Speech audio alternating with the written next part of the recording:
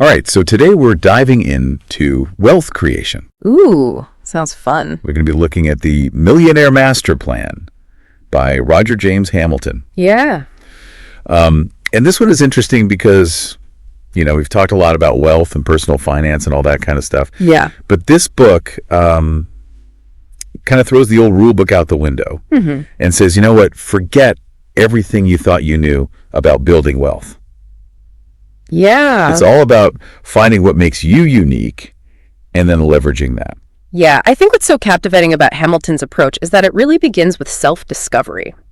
Oh, interesting. Like you have to understand your strengths, your natural inclinations before you can even start to really build wealth in a way that feels authentic to you. Okay, so it's not like one size fits all when it comes to this wealth creation thing. Absolutely not. Okay, I like that. He calls these natural inclinations geniuses. Geniuses. Yeah. Okay, so we've all got like a secret millionaire inside just waiting to be unleashed. Exactly. I love it. But he's not talking about Einstein-level genius here. Right. He's identified 4 distinct genius types. And each one represents like a different way of approaching the world, of solving problems, and even building wealth. Okay, let's hear it. Lay it on me. Okay, so we've got dynamo, blaze, tempo, and steel. Dynamo, blaze, tempo, and steel. Yeah, and these aren't just random labels. Right. Each type has like a very specific set of characteristics and tendencies. Oh, okay. So for instance, dynamos are like the Richard Bransons of the world. Okay. They thrive on taking risks. They're constantly shaking things up, launching bold ventures. Right. Always looking for that next big, exciting opportunity. Big picture thinkers. Exactly. Got it. Okay. And then you have your blaze geniuses. Okay. These are the master communicators and connectors. Yeah. Think Oprah Winfrey. Ah, yeah. Yeah, they're incredibly influential. They can inspire and motivate others, and they build really strong relationships. So you're saying like if I'm more of a detail-oriented, process-driven person, maybe that's a different genius type with a different path to wealth. Exactly. You might be a steel genius. Steel. Like Mark Zuckerberg. Okay. They're the masterminds behind the systems and structures. Gotcha. They excel at building solid foundations, optimizing processes, and scaling ventures with meticulous precision. Oh, interesting. Okay, so it's like each genius has their own unique superpower they can use to navigate this world of wealth creation. Precisely. I love that. Okay, so how do we figure out which genius type we are? Well, the book has assessments and exercises to help you identify your dominant genius. Okay. But honestly, even just reading the descriptions of each type, you'll probably start to resonate with one more than the others. Yeah, I bet. It's like a light bulb moment when you're like, oh, that's so me. Right, exactly. Yeah. Like you're finally seeing yourself and your strengths reflected back. Okay, I'm already feeling some serious light bulb moments here. Awesome. But knowing your genius type is just the first step, right? Where does this wealth lighthouse thing come in? Ah, yes, the wealth lighthouse. Yeah.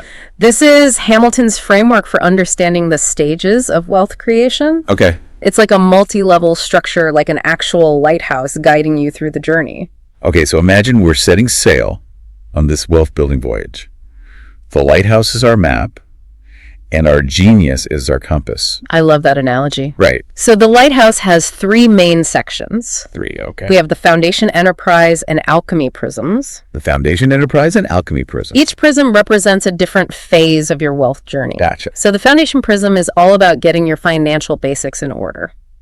Okay, so like the groundwork. Exactly. Okay. Managing cash flow, building a solid base, and escaping that paycheck to paycheck cycle that so many people find themselves trapped in. Right, right. No point setting sail with a leaky boat. Yeah, exactly. Got to get that foundation strong. Absolutely. Okay, so once we've got our financial foundation in place, we move on to the enterprise prism. Right. This is where you start thinking bigger. Building a business, creating systems, generating consistent profits. So we're not just talking about getting a raise. We're talking about building something that generates wealth even when we're not actively working. Exactly. Okay, that's a game changer. Yeah, and then we have the alchemy prism. Alchemy. Yeah, this is where things get really exciting. Okay, like turning lead into gold. In a way, yes. Now you've got my full attention. So this prism is about transforming your wealth into something more meaningful. Okay. Something that creates a lasting impact. Think philanthropy, social ventures, leaving a legacy that goes beyond just money. Wow. This is where you see a lot of multimillionaires and billionaires playing. That's inspiring. Yeah. But how do we actually climb this wealth lighthouse? Great question. Does the book lay out specific steps? Absolutely. He provides tailored strategies for each level of the lighthouse, depending on your genius type. Oh, cool. But before we get into those, there's something crucial he addresses. Okay. The common myths about wealth creation. Myths. Oh, I bet I've fallen for a few of those. I think we all have at some point. What kind of myths are we talking about? Think passive income is the key, or you need multiple income streams, or follow your passion even if it doesn't make money. Right. These are ideas that sound really good on the surface, but often lead people astray. So we need to bust those myths wide open before we can start building real wealth. Exactly. Okay, so what's Hamilton's take on these misconceptions? He systematically dismantles each myth, Okay. explaining why they're misleading and offering alternative approaches based on sound financial principles. Okay. He emphasizes understanding the concepts of flow, value, and leverage. Flow, value, and leverage. Okay, I'm sensing a theme here. These sound like powerful concepts that apply to more than just money. You're absolutely right, they do. Interesting. Okay, so break those down for me. So flow is about optimizing how money moves through your life. Mm-hmm. Value is about creating something people are willing to pay for. Right. And leverage is about amplifying your efforts to create greater impact and income. Okay, my brain is buzzing with all these new ideas. I know, right? We've covered a lot of ground already. Genius types, the wealth lighthouse, and those sneaky wealth myths. It's a lot to take in. Yeah, so where do we go from here? Well, now that we understand the framework and have debunked those common misconceptions, it's time to explore the specific strategies Hamilton outlines for each level of the wealth lighthouse. Okay. But I think that's a good place to pause for now. Okay, all right, I'm on the edge of my seat. We'll pick it up in part 2. We'll be back soon to uncover those actionable strategies and see how we can start applying them to our own wealth creation journeys. Don't go anywhere. See you then. Welcome back.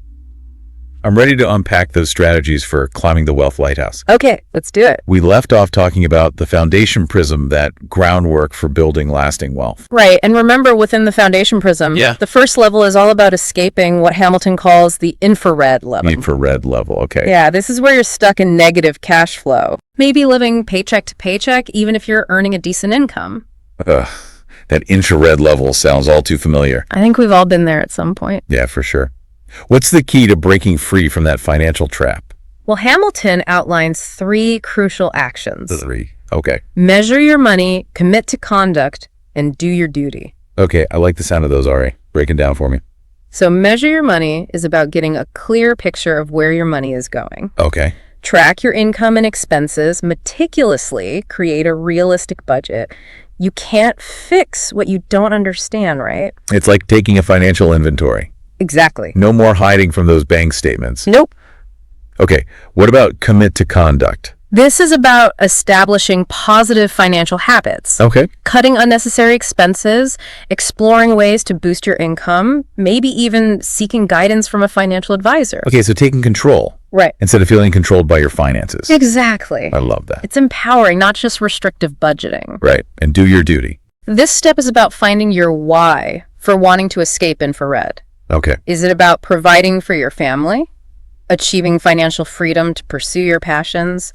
Or maybe securing a comfortable retirement? Yeah. Having a strong motivator will really help you stay committed when things get tough. So it's not just about the numbers, it's about connecting those numbers to a deeper purpose. Exactly. Okay, that makes a lot of sense. Okay, now remember those genius types we talked about? Yeah.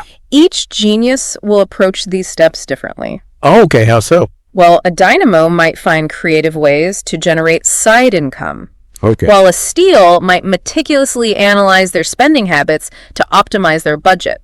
Gotcha. So it's about using your strengths to tackle those financial challenges. Exactly. I like it. Okay. Okay. So once you've moved beyond infrared, you enter the red level. Right, the survival stage. Okay. The focus here is on maintaining positive cash flow, building a small financial cushion, and starting to explore opportunities for growth. Okay, so you're not just treading water anymore. You're starting to swim towards a destination. Exactly. Okay, what does Hamilton suggest for navigating this red level? He emphasizes 2 key ideas: pinpoint your passion and follow the flow. Okay. It's about identifying those areas where your interests and skills align with opportunities to create value and generate income. Oh, this is where he uses that brilliant analogy of Clark Kent time versus Superman time. Oh, yeah, I love that one. It's like you're still rocking your day job, Clark Kent. Right. But you're also dedicating time to exploring your passions and side hustles, Superman. Exactly. All without jeopardizing your financial stability. I think that analogy perfectly captures that transition from purely trading time for money to creating something more sustainable and fulfilling. Yeah, it's a good one. But even Superman needs Clark Kent time, right? Right. It's about finding that balance and gradually building towards a future where Superman can take center stage. Okay, that's a powerful image. So once we've mastered the red level, where do we go from there? What's the next stop on our wealth lighthouse climb? Next, we enter the orange level. Think of it as the worker level. Worker level. Okay. You're steadily employed, maybe have a bit of extra cash at the end of the month. Yeah. But you're still very much in that working for a living mindset. Yeah, I think a lot of people can relate to that. For sure. You're financially stable, but maybe feeling a bit stuck, wondering how to break out of that paycheck to paycheck cycle and start building real wealth. Exactly. And that's where the transition to the enterprise prism comes in. Okay. To move beyond orange, you need to adopt the mindset of a yellow level player. Yellow level player. This is someone who creates opportunities, builds a personal brand, and starts to attract money instead of constantly chasing it. So it's a shift from being a worker to becoming an entrepreneur. Precisely. Okay. And Hamilton outlines 3 key steps for this. Okay, let's hear them. Identify your identity, master your market, and monetize your moment. Identify your identity, master your market, and monetize your moment. Yeah. Okay, let's break those down. So identify your identity means figuring out your unique value proposition. Okay. What are you good at? What makes you stand out? What niche can you dominate? It's like finding your superhero persona, your special skill set that makes you invaluable. Yes. Okay. Once you've identified your identity, you need to master your market. Master your market. This is where research comes in, understanding your target audience, their needs, their pain points. Okay. Position yourself as the go-to expert, the trusted source of solutions in your chosen field. So it's not just about being good at something. It's about understanding who needs what you offer and how to reach them effectively. Exactly. And finally, monetize your moment. Monetize your moment. This is about creating a plan to turn your expertise and market knowledge into income. Okay. Launching a product, offering a service, maybe partnering with others to leverage their existing audience or platform. It's about taking action and seeing those financial rewards start to roll in. Okay, so we've gone from measuring our money to monetizing our moment. Quite a journey, right? Quite a journey. But I'm curious, how do those core principles of flow, value, and leverage fit into this yellow level stage? Great question. So Hamilton introduces what he calls the wealth equation. Okay. Wealth, value, x leverage. Wealth, value, x leverage. You might be creating incredible value, Right. but if you're not leveraging your efforts effectively, you're leaving money on the table. So leverage could be through building a team, creating systems, or partnering with others to reach a wider audience. Exactly. It's about working smarter, not just harder to amplify your impact and income. I like it.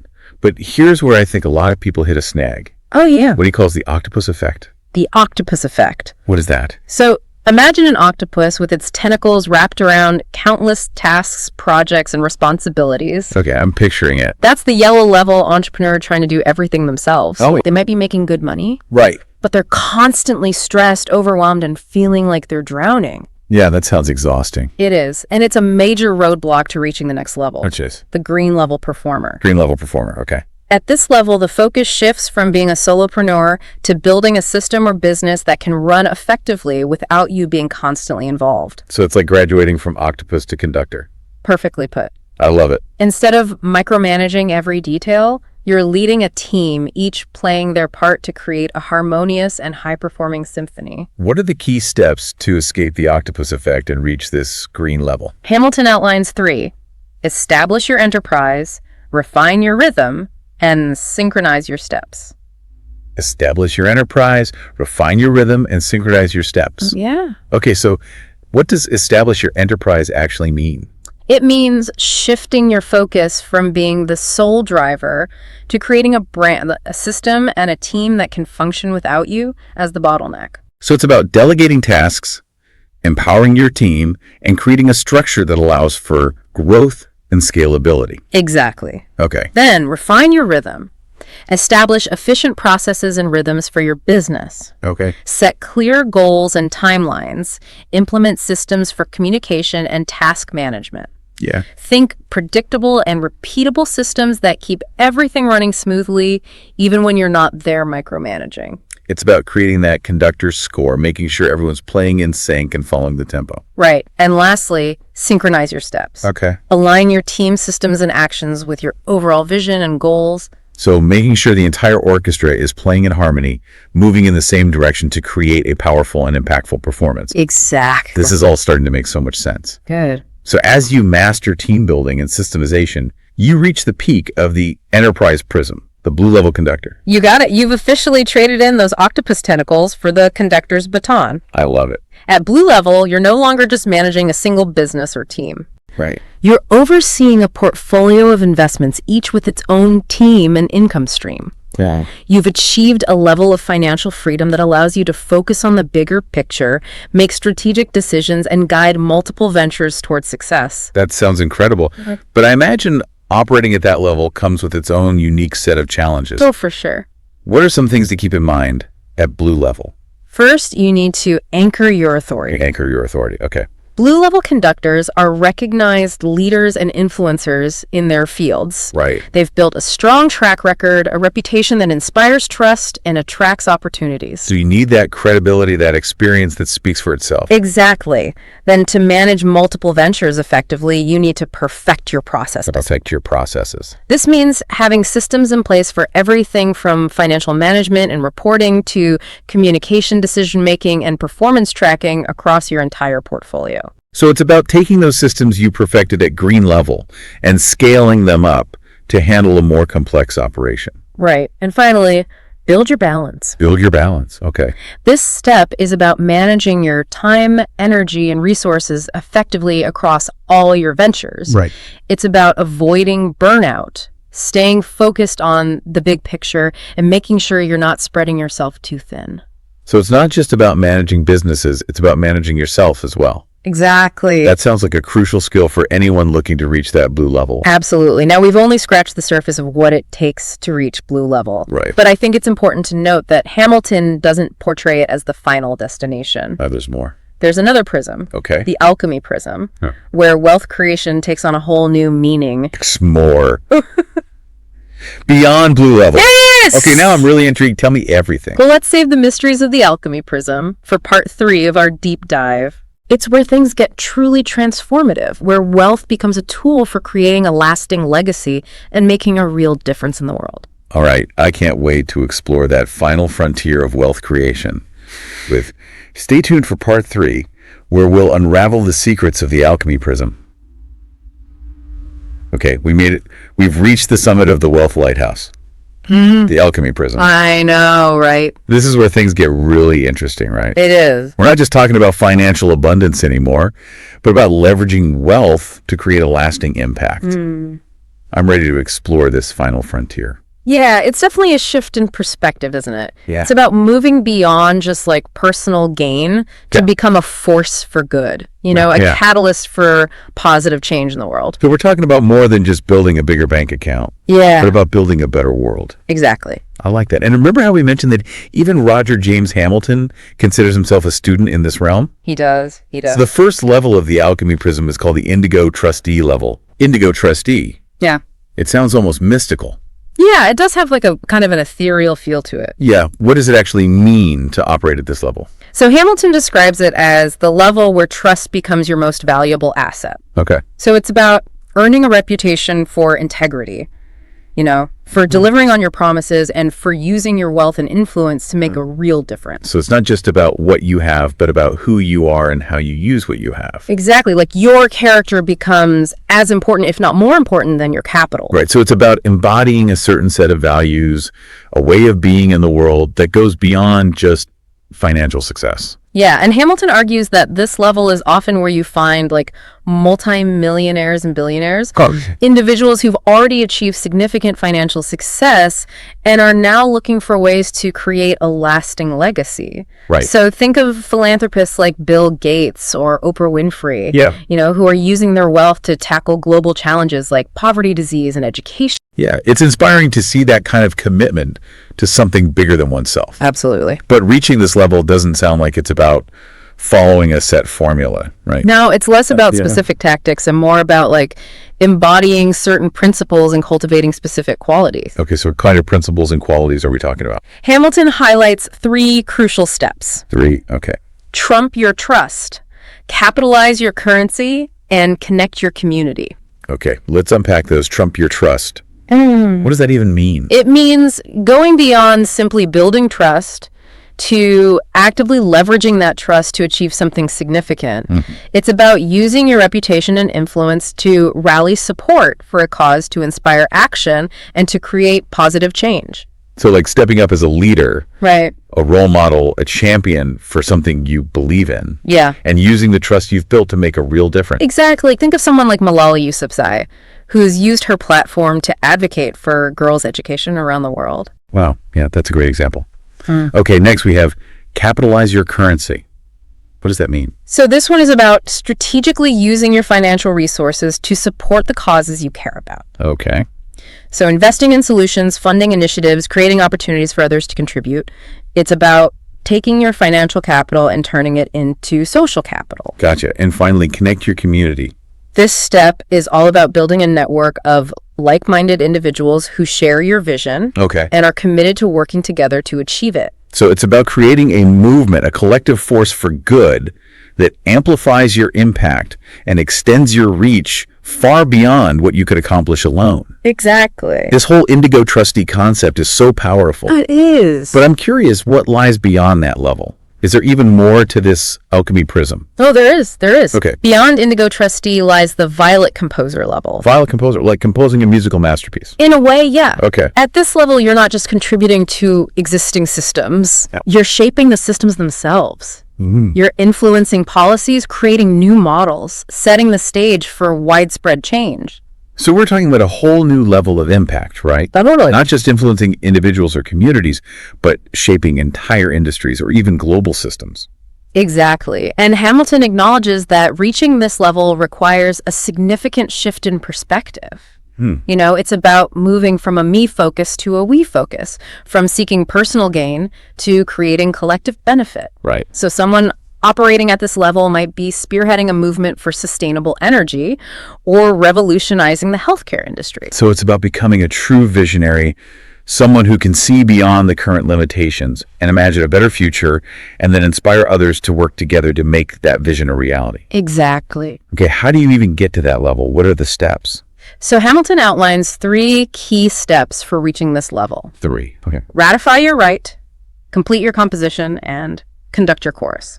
Okay, I'm intrigued. What does it mean to ratify your right? So this means earning the right to lead, Okay. to have your voice heard and your ideas taken seriously. Right. This often involves building a track record of success, demonstrating expertise, and gaining the trust and respect of those you seek to influence. So it's not about self-proclaiming yourself as a leader, Right. but about earning that leadership position through your actions and contributions. Precisely. Okay, what's next? Complete your composition. Okay. This involves developing a clear and compelling vision for the future, Okay. a blueprint for change that outlines the desired outcome and the steps needed to get there. So it's like creating the sheet music for that grand symphony of change. Exactly. And then lastly, conduct your chorus. Okay.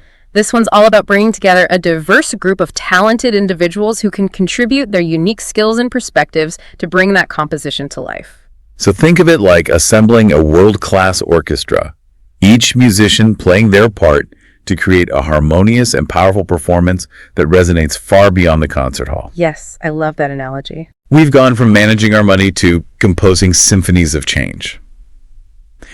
This alchemy prism is blowing my mind, but I have to ask, What is it? what comes after Violet Composer? Is there even a higher level? There is. It's the pinnacle of the Wealth Lighthouse, the ultraviolet legend level. Ultraviolet legend. Okay, now we're definitely entering mythical territory. It does sound almost mythical, doesn't it? Yeah. And to be honest, even Hamilton struggles to define this level concretely. Right. He describes it as the realm of individuals who've become symbols of their time, whose names are synonymous with a movement, an idea, or a legacy that transcends their individual achievements. So think figures like Nelson Mandela, Martin Luther King Jr. or Mother Teresa, individuals who dedicated their lives to a cause greater than themselves and whose impact continues to inspire generations. Exactly. Their names have become shorthand for entire movements and philosophies. It's incredible to think about the ripple effects of their actions. It really is. But achieving this level of impact must seem like an impossible dream for most of us. You know, Hamilton argues that it's not about striving for personal recognition or fame. It's about aligning your actions with a purpose so powerful, so resonant, that it elevates you beyond the realm of individual achievement. So it's not about seeking to become a legend, but about living a life so aligned with your purpose that it becomes legendary. Yes, That's exactly. a profound distinction. Yeah. So how does one even begin to approach that level of impact? So Hamilton suggests that the path involves 3 key steps. 3, of course. Okay. Personify your purpose, empower your essence, and embody your eternity. Okay, I'm going to need some help unpacking these. What does it mean to personify your purpose? It means becoming the living embodiment of your purpose, Okay. allowing it to flow through every aspect of your life, your actions, your relationships, your contributions to the world. So it's about walking the talk, living your values, Yes. and aligning your every action with the change you want to see in the world. Exactly. Empower your essence is about connecting with the core of who you are, the unique gifts and talents that make you special, and using those gifts to fuel your purpose. It's about tapping into your superpowers, Yeah. your authentic self, and using those powers to make a real difference. Exactly. And lastly, embody your eternity. What a powerful phrase. This step is about recognizing that your impact extends far beyond your individual lifespan. Okay. It's about leaving a legacy that inspires others, that continues to create positive change long after you're gone. Yeah, that's a truly humbling concept.